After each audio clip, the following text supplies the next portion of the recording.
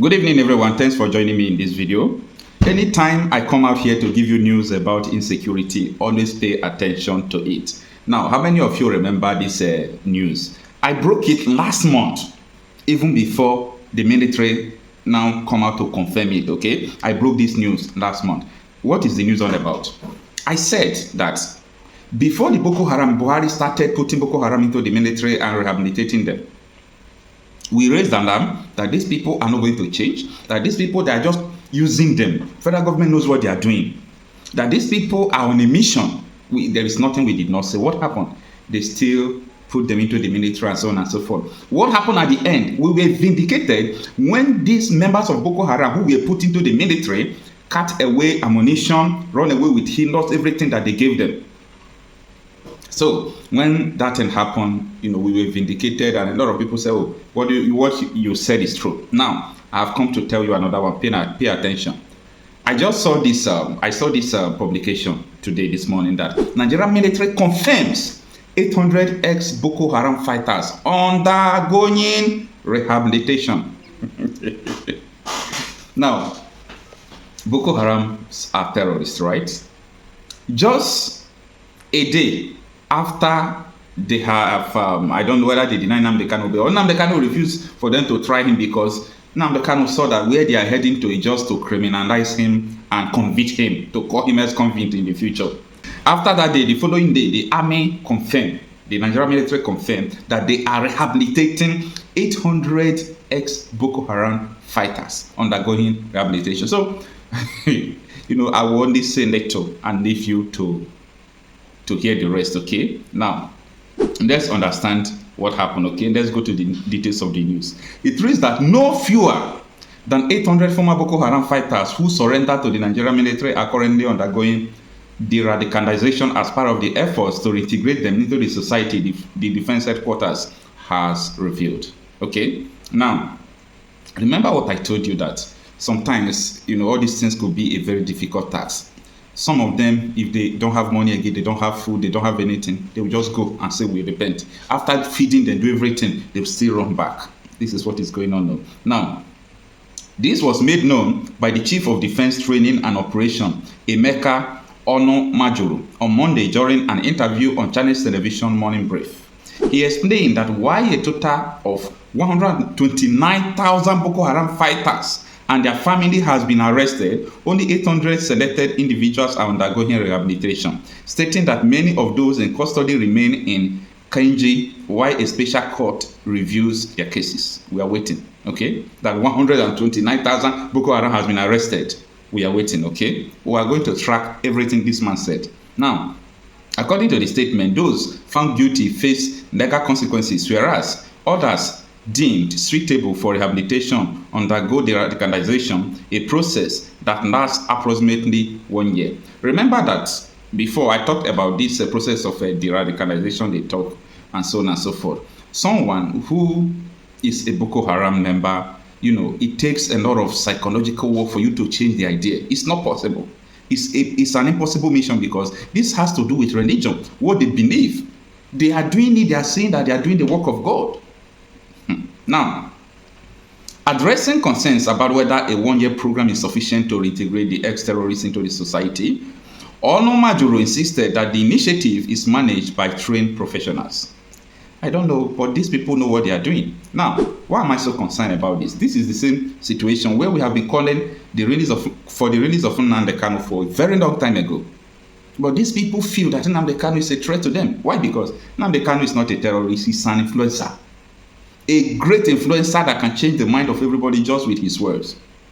They are looking at him that when this man is released, he's going to cause a lot of things against us. And he's not going to do it in a way that they know we find him guilty. But look at, Boko Haram members are being rehabilitated. They will give them house, give them everything. And you still believe that this country is going to work again? Anyway, let's continue with the article. It says that he clarified that not all 129,000 surrender individuals are part of the program, as the only those vetted through legal process are admitted. He said, to get the numbers right now, we have about 129,000 surrendered Boko Haram members and their families. 129,000 Boko Haram surrenders. Wow. We are professional army, and when you are in combat and an opponent surrenders, then you take him and let the legal process take its natural course. Right now, it continues. It says, right now, some of them are in detention facilities. Some of them are in Kainji and others in special court that goes through all of them. Those who are found culpable face the books, and those that are going to the radicalized go through the process, and this takes about 1 year. It is possible because the radicalization is done by professionals. That 1 year period is sufficient enough depending on the people handling the radicalization, he said. The number taken is not huge. As I said, we have 429,000 Boko Haram members and families. It doesn't mean the 129,000 are going through the program. The article continues, but let me just stop it here. So, what we are saying is that why they keep on denying Nnamdi Kanu bail and so on and so forth, this is what these people are doing. They are, freeing Boko Haram members more and more. They call it de-radicalization, okay? Now, another evil I see about this thing is that why the Southeast governors keep on killing their own. The Northerners are making sure that all this Boko Haram will have a smooth ground where they can just wake up today. I said, no, I want to repent. And after giving them all they want, according to what happened, based on experience, they will still go back. It keeps going on. Why some persons from the North as well are telling them not to release Nnamdi Kanu, but they never said, don't forgive Boko Haram, don't do this to Boko Haram.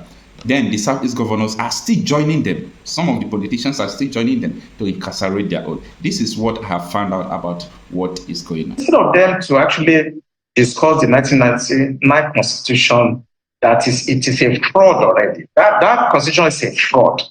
Now, what you are doing now, you want to start, advancing the interest of those religious groups to actually now confirm that Nigeria is an Islamic state. And let me tell you something that people don't know. This thing was caused by the British. Between 1900 and 1960, they knew that they cannot govern the North except they allowed them to practice their religion, and they were using their religious leader to basically govern them. It is called indirect rule.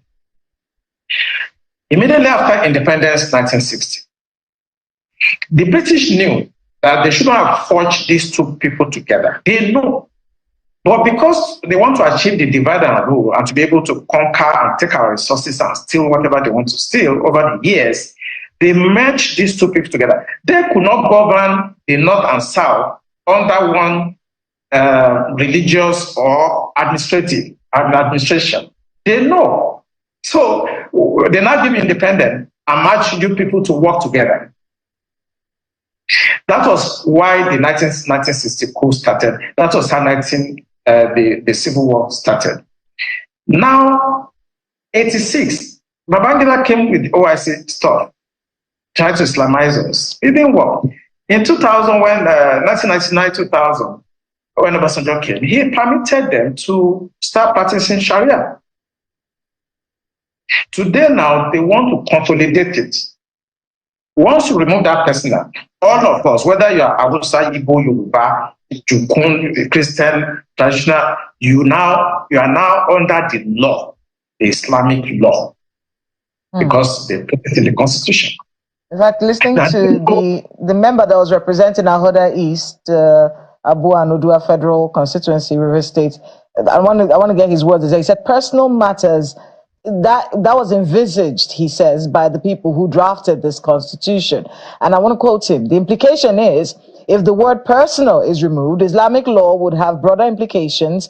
The word personal was put there for a reason.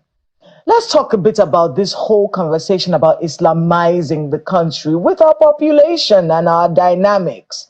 Is it possible that someone can sneak this in at some point and force all of us under some sort of regulation that we do not ascribe to?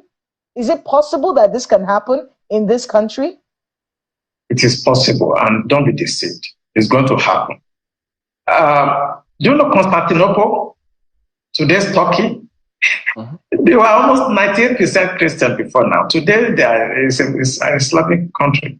I mean, I did Islam in my master's program, and I was trained by Professor Alijani. He's a Persian. He's an Iranian American. And I scored A. That's excellent in Islam. So I know them. It may take them 1,000 years. They will Islamize Nigeria. So they will take it slowly, gradually. They don't forget. All of us will be dead after some time. Our children that don't care, or this Gen Z will come. They will still Islamize this country. If they can do it in Turkey, today's Turkey, what stops you? Why do you think they won't do it here? Except we take steps now, because we are the ones that are talking about these things. Our next generation in 50 years will not even care. You understand? So I'm thinking that if some part of the country, I don't want to be specific, if they feel strongly about an ideology, a religious, but I think they can restrict it to their area. And I think maybe Tinubu should do well by developing this issue of regional autonomy where everybody should organize themselves, or at worst, let the country actually go apart, and you can do whatever you want in your area. I've come to that conclusion that I don't think we can stay together because of this very strong belief about religion. So it's either we stay together, or people should mind their religion and stay where they are and practice what they want. Imposing it on others is wrong. I study Islam, and I don't want to talk blasphemy here. If I start talking about Islam in the next 3 hours, we will not live here. No, we don't want you to talk blasphemy either. Talking about our country, in many, we are not a religious country, so to on paper. We're a secular nation. What kinds of conversations should we be having with the Nigerian people, especially the younger generation, about how to ensure that we remain secular, where you can practice your religion in any part of the country that you please without imposing your views or belief systems on any other person? What kind of conversations should we be having, and what should our lawmakers be thinking at the back of their minds? At least they've made the first step, which is dropping this bill and ensuring that it doesn't go through. But in subsequent conversations that you said will inevitably come up, what should we be doing as a people to ensure this doesn't happen? I'm going to be extreme. For me, if you look at Sudan, we have now North Sudan, South Sudan. I think we should have Northern Nigeria and Southern. Then they can practice whatever they want. There's no dialogue because they will not stop. I've told you it may take 1,000 years. They will still do it. Or if you let everybody go their way, maybe you have enough, they remain there, and you have the sovereignty down south, then you can do what you want. But if you remain and you think you can talk to your Jersey and people that don't care about anything, it will happen. It took hundreds of years before Turkey, Constantinople, Istanbul was converted completely today. And if you look at history will tell you that you cannot assuage these people. Who owns those banks? I did a lot of research, and I want our audience to go and find out the owner of Taj Bank and the other bank. Then the picture will start getting clear to you. You have the Jaiz Bank and you have the Taj Bank. It is an open source information. Go on the internet, the board of directors, you will see the shareholders. I don't want to mention them on national television. Go and do your research, and you're beginning to understand. You begin to understand what I said, that people have been sponsoring terrorism because they want to Islamize Nigeria. Now Tinubu has come, and it's a little bit very hard on them. That section, the kinetic approach, is failing. So they are now trying to bring it through the constitution, or to legalize it. If we cannot go through the bush and kill as many people, and they are still resisting us, and this man has come and is fighting this is just killing all the fighters, then let us go to the house and bring it in through the back door. We just remove that clause, personal. They will not know, they may not pay attention. They will just, and that is it. They will still do this thing. Go and find out the owners of those banks. They are the ones sponsoring these narratives. And I always say it on television, go after the sponsors. Those guys speaking in the house, they are just paid to do that. And with time, they're going to bribe the remaining ones and they will pass it. If not this year, it may be 10 years time. If it's not 10 years time, it may be 50 years. They are going to Islamize this country. But I think the solution, what we should be discussing with people should try to understand we are not the same people. The North and South are not the same. The British understood. That's what they are doing indirect, and they deliberately merge us so that we can continue to fight like this, and they can continue to take our resources away. Speaking about the British, there are several theories out there in terms of all of this Chatham House moves and why our leaders always go to the West before elections. Do you think that the influence of the British about this particular matter and more is significant? Has it waned? Is this still growing? What should be done about it? No, what the British did is just like what the Belgians, the other, like the French, is the same method of giving you independence, but they know that you are not independent. Why do you go to Chatham House?